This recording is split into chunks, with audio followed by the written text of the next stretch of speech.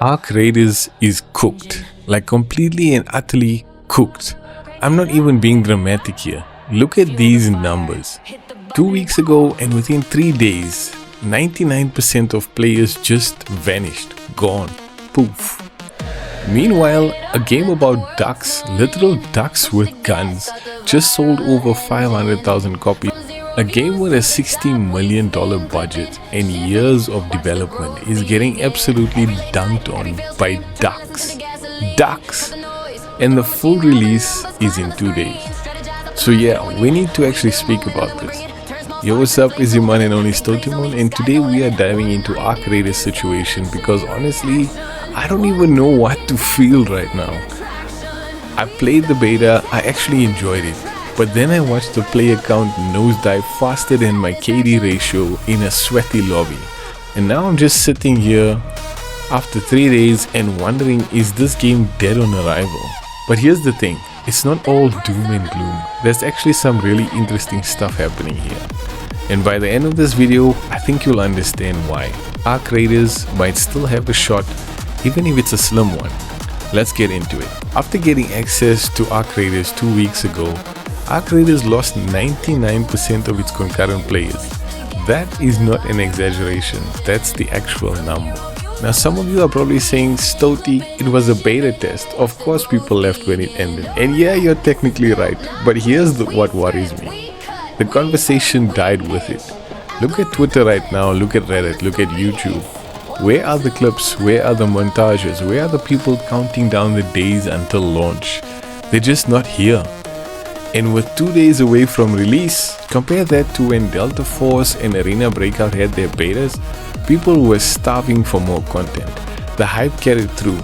With Arc Raiders, it's crickets. And I need to be real with you guys. I experienced this firsthand. I played Arc Raiders on my PC. Now my setup isn't the top of the line, but it's not exactly a potato either. I'm running an i7 4790 with 32 gigs of RAM and 12 gigs of VRAM. This game did not run well, like at all.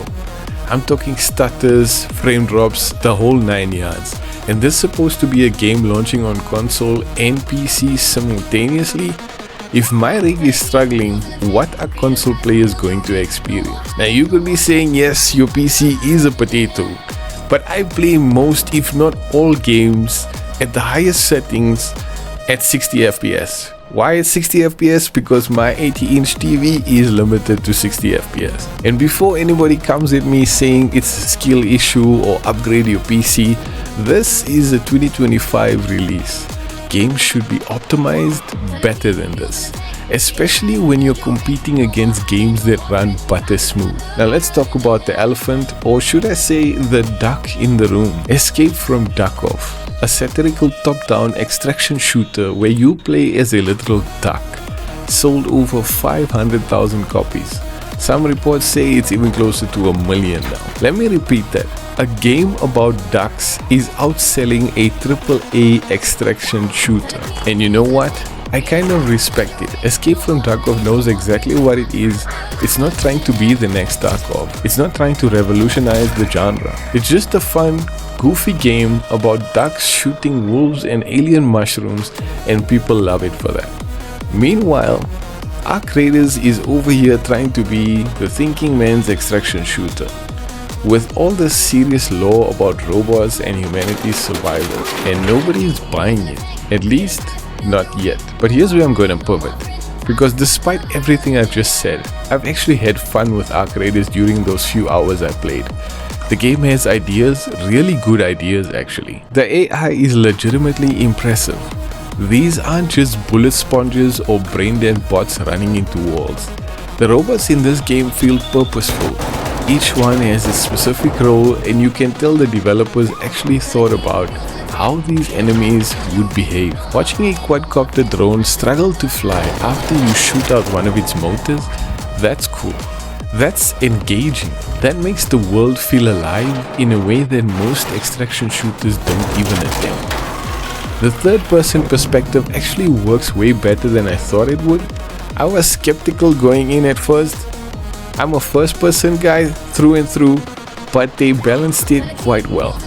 You're not just sitting behind corners waiting to cheese people. The game encourages movement and creativity. And this is what frustrates me the most about the current situation. You can tell Embark Studios put thought into this game. The proximity chat and defibrillator systems is genius. Being able to revive down enemies and potentially team up mid-raid creates these organic moments that you could just script. That's the kind of innovation extraction shooters need. The matchmaking trying to group solos together without creating separate queues? Smart. It addresses one of the biggest complaints about extraction shooters without fragmenting the player base. The fact that it's launching as a finished game and not early access in 2025, that alone deserves respect. These aren't just thrown together mechanics. This isn't a cash grab trying to ride the extraction shooter wave. The developers actually sat down and asked, what makes extraction shooters fun? And how can we do it differently? And they came up with answers. Good answers. I know a lot of people are hung up on third-person perspective, and I get it. I was there too. I thought it would ruin the PvP, make corner camping unbearable, and turn the whole game into a cheese fest. But after playing it, it's not as bad as you actually think. The time to kill is balanced so that even someone gets the drop on you, you can fight back. The AI drones fly high enough that they spot corner campers and force them to move. The utility items give you ways to flush out players to create space. Is it perfect?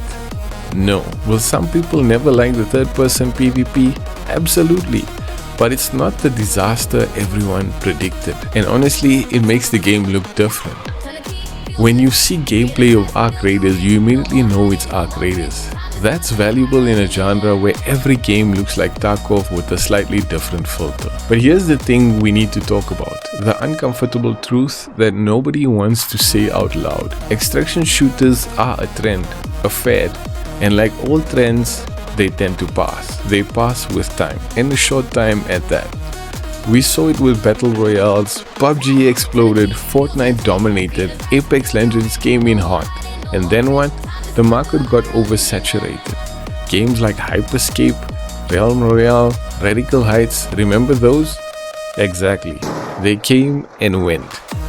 Now we're seeing the same thing with Extraction Shoot. Tarkov established the formula.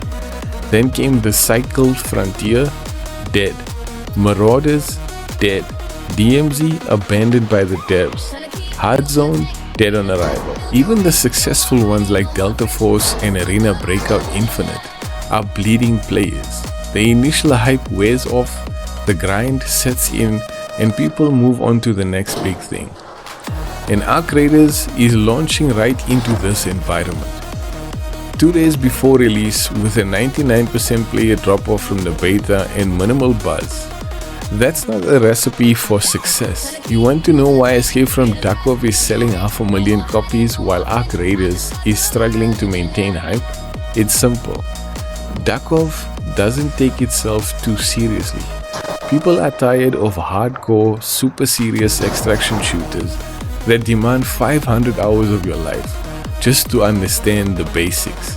They're tired of studying ammo charts and memorizing extraction locations and dealing with cheaters and getting one-tapped by someone they never even saw. Escape from Tarkov says, hey, you're a duck, here's a gun, go shoot some alien mushrooms and try not to die to wolves and have fun.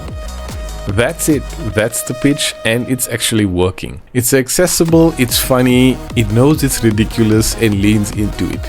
You don't need a PhD in metagaming to enjoy it, you just play the game.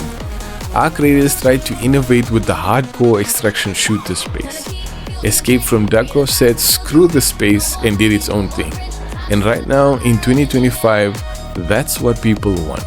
So the real question is, can Arc Raiders survive? And honestly, I don't know. The game has good bones, the mechanics are solid, the innovation is there. If they can fix the performance issues, and if they can get people to actually try it, there's a lot of potential. But potential doesn't pay the bills. Potential doesn't keep servers running, and potential doesn't build a player base. They're launching in 2 days with minimal hype, technical issues, and in a genre that's already showing signs of fatigue. that is an uphill battle. The optimist in me wants to believe that good games find their audience, that quality wins out in the end, that Embark's intentional design and finished product will speak for itself. But the realist in me has watched too many good games die because they launched at the wrong time, or didn't have the marketing budget, or just couldn't break through the noise. So is Arc Raiders cooked? Yeah, probably. At least in terms of becoming the next big thing in extraction shooters, that ship has likely sailed. But is it a bad game? No. It's actually a pretty darn good game. And if you're someone who's burnt out on Tarkov, or tired of Delta Force, or just looking for something different in an extraction shooter space, Arc Raiders might surprise you. Just don't expect to stick around forever. Like I said, extraction shooters are a trend. They come, they have their moment, and they fade. Arc Raiders will probably follow the same path. Enjoy it while it lasts, play it if you're curious, but don't be surprised if 6 months from now we're making Remember Arc Raiders videos. Meanwhile, I'll be over here playing Escape from Duckov, waddling around as a duck and having an absolute blast. Because sometimes that's all a game needs to be. If you made it this far into the video, drop a like if you agree Arc Raiders is cooked, or fight me in the comments and tell me I'm wrong and the game is going to pop off. Subscribe if you want more real talk about games that are launching, dying, and somehow succeeding despite all odds. And hey, if you're playing Arc Raiders at launch, or you're deep into the Duckov trenches, let me know in the comments. I'll genuinely want to hear what you think. Until next time, it's your man and only Stotimon. Stay real, stay critical, and remember, sometimes the ducks win.